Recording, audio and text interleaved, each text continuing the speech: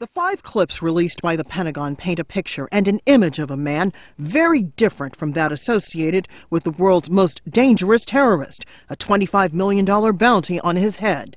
The footage throughout has no sound. The Americans said they were not in the business of spreading what they called al-Qaeda propaganda. In the first clip, bin Laden is talking directly to the camera in a never-delivered speech to the American people. The date of the recording thought to be between late October and early November of 2010. The second video clip reveals a dramatic change.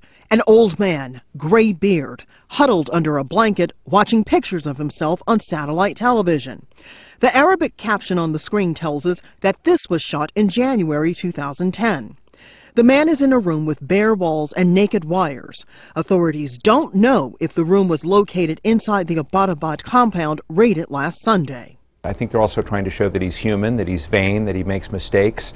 He had to take cues or missed a cue when he was starting a tape. He was watching Al Jazeera in there, and I think they're trying to show a human side. In other outtakes, bin Laden rehearsing, talking with someone off screen. Only one of the locations confirmed to be inside the compound. U.S. officials insist all this video proves bin Laden was very much in charge of an active al-Qaeda command and control center. But they add the rest of the treasure trove of intelligence will never be made public for security reasons. The U.S. government video is far from flattering and could be read as a way to underscore the image of a bin Laden as U.S. public enemy number one. But for some viewers, the continuing confusion and conflicting narratives surrounding the raid and the death of bin Laden may undercut the administration's message that a mortal threat has been removed.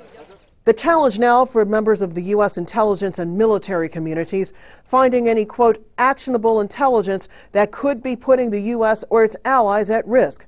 What is clear, though, according to a senior intelligence official, al-Qaeda is an organization that today is very much in disarray. Rosalind Jordan, Al Jazeera at the Pentagon.